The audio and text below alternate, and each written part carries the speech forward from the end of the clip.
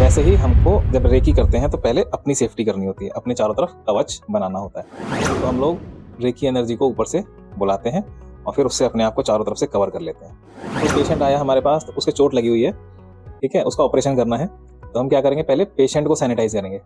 जब चेहरा साफ हो जाए फिर छाती से लेकर नीचे कमर तक या एक बार में पूरा सिर से लेकर पैर तक साफ कर सकते हैं। पेशेंट जब आता है डॉक्टर के पास में तो सबसे पहले उसको शांत करने के लिए पेन किलर वगैरह या एंटीबायोटिक कुछ लगा देता है। उसकी बॉडी ने एनर्जी को एब्जॉर्ब कर लिया है, अपने अंदर सोख लिया है। पेशेंट के जहां पर प्रॉब्लम है, जो रेकी हीलिंग लेने आए जहां प्रॉब्लम है, उस हिस्से को, शरीर के उस हिस्से को हाथों से बस ऐसे इशारा करना है, उसके आसपास अपनी इमेजिनेशन में उसको डिस्पोज कर दूंगा कि हाँ जैसे मैं फेंकता हूँ वो खत्म हो जाता है। ठीक है, तो ये क्या हो रहा होता है कि यहाँ पर एक तरीके से हम लोग एनर्जी से उसको लेप लगा रहे हैं, इस चोट के ऊपर मलहम लगाते हैं। लेकिन हमारा जो पेशेंट है वो रेकी का है, वो नॉर्मल पेशेंट नहीं है, इसीलिए इसको ब्लॉक करने के बाद में अब हमें पूरी बॉडी को कवर करना है। तो ब्रह्मांड से जो एनर्जी आ रही है वो एनर्जी उसको चारों तरफ से कवर करके रखे और ऑटोमेटिकली उसका जो हीलिंग है वो होता रहे, चलता रहे। उस ऑरा को, उस एनर्जी को लॉक कर दूंगा।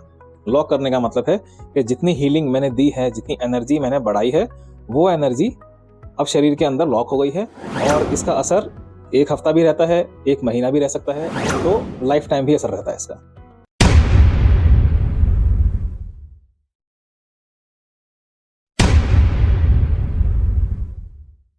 जैसे एक डॉक्टर होता है, मरीज का जब इलाज करता है तो इलाज करने से पहले वो अपने हाथ धोता है।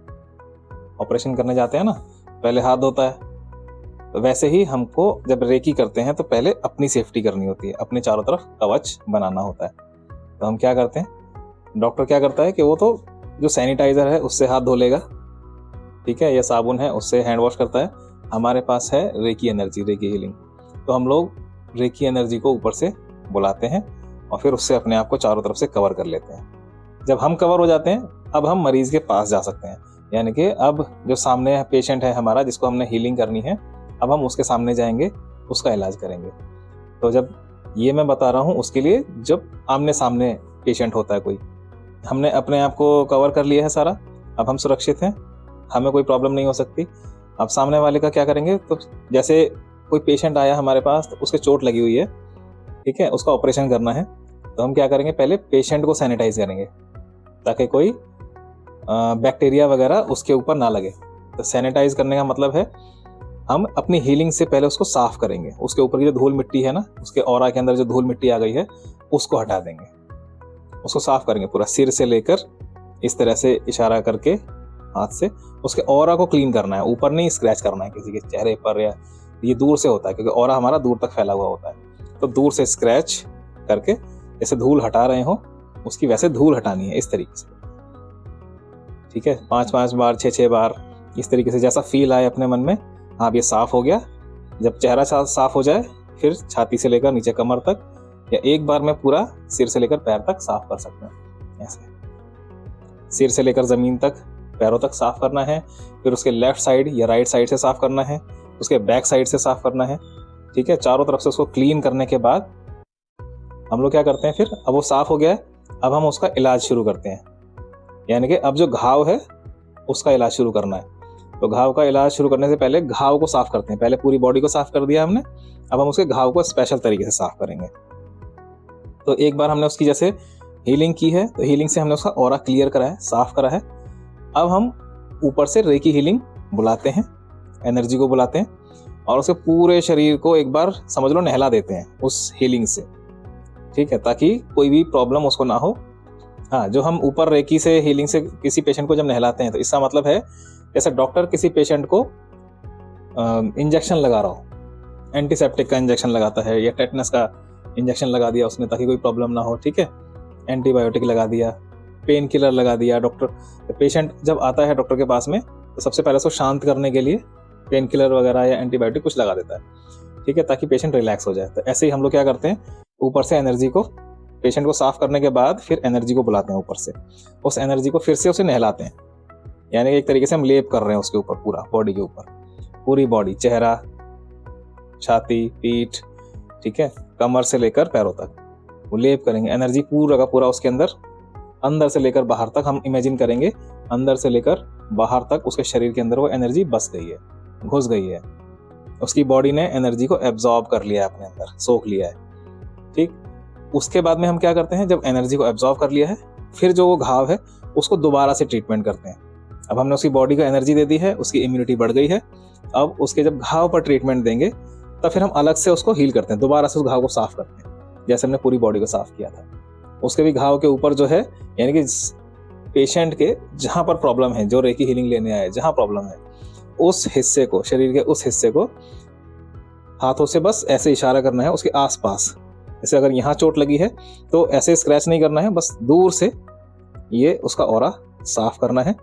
जब मुझे लगेगा कि हाँ अब ऑरा साफ हो गया, और एक साइड में ऑरा को फेंकता जाऊंगा, जो वेस्ट ऑरा है उसको एक साइड करूंगा और उसको डिस्पोज करता जाऊंगा, अपनी इमेजिनेशन में उसको डिस्पोज कर दूंगा कि हाँ जैसे ही मैं फेंकता हूँ वो खत्म हो जाता है।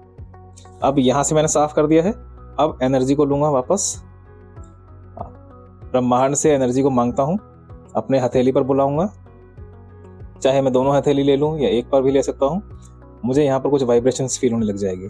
जैसे ही वाइब्रेशन फील होती है उसको मैं घाव के ऊपर, जिसके भी घाव है, उस वाइब्रेशन को ना घाव के ऊपर फेंकने लगता हूँ, छोड़ने लगता हूँ।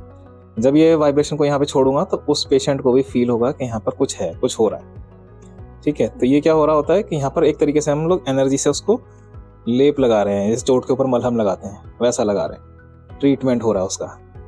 ठीक, जब अच्छे से लेप लग गया, हमें तसल्ली आ गई कि हाँ हमने लेप लगा दिया है ठीक से। जब अच्छे से लेप लग गया है तब हम क्या करेंगे, अब उसकी बैंडेड करते हैं, है ना, पेशेंट की बैंडेड करते हैं। तो ठीक वैसे ही हम लोग क्या करते हैं, जो हमारा पेशेंट है जो रेकी हीलिंग लेने आया है उसको हम पूरा कवर कर देते हैं। पहले हमने उसको साफ किया, ठीक है, सबसे पहले हमने उसकी धूल मिट्टी साफ की, उसके ऑरा की, फिर हमने उसको रेकी हीलिंग से एनर्जी से नहला दिया, पूरा का पूरा सैनिटाइज कर दिया। उसके बाद में हम लोग उसका जो घाव है उसके ऊपर दोबारा से उसको साफ करते हैं, उसको सैनिटाइज करते हैं।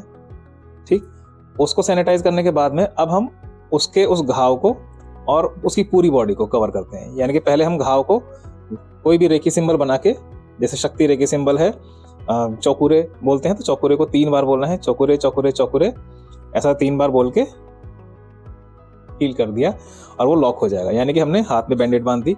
लेकिन हमारा जो पेशेंट है वो रेकी का है, वो नॉर्मल पेशेंट नहीं है, इसीलिए इसको ब्लॉक करने के बाद में अब हमें पूरी बॉडी को कवर करना है। पूरी बॉडी को हम लोग कवर कर देंगे, क्योंकि असली पेशेंट को पूरी बॉडी पे कवर करेंगे तो वो तो मम्मी जैसा लगेगा दिखने में, और उसको ज़रूरत भी नहीं है। ठीक है, हमारे में क्या है कि हम लोग पहले इस चोट को सेफ करते हैं जहाँ पे प्रॉब्लम है, फिर पूरी बॉडी को कवर कर देते हैं, ताकि जो हम किसी की हीलिंग कर रहे हैं तो हमसे वो डिस्कनेक्ट होने के बाद डायरेक्ट तो ब्रह्मांड से जो एनर्जी आ रही है वो एनर्जी उसको चारों तरफ से कवर करके रखे, और ऑटोमेटिकली उसका जो हीलिंग है वो होता रहे, चलता रहे।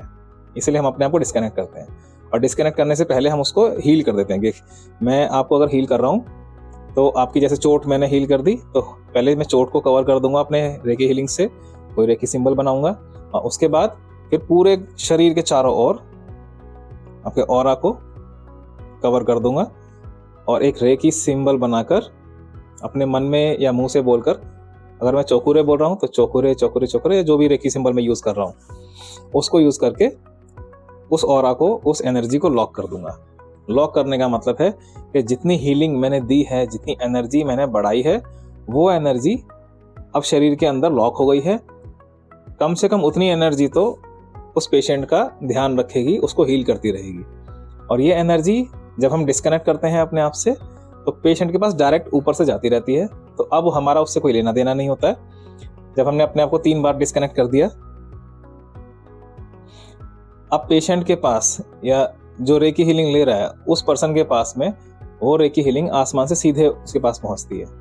ठीक, और इसका असर 1 हफ्ता भी रहता है, 1 महीना भी रह सकता है, अगर वो पेशेंट ठीक से अपनी डाइट फॉलो कर रहा है, ठीक से लाइफस्टाइल उसका चल रहा है, जो उसको सजेशन दिया गया है वो मान रहा है।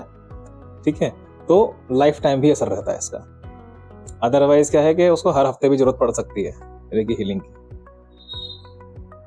ये है पास बुलाकर रेकी हीलिंग करने का ट्रीटमेंट। और डिस्टेंस रेकी हीलिंग का ट्रीटमेंट हम अपनी अगली वीडियो में बताएंगे।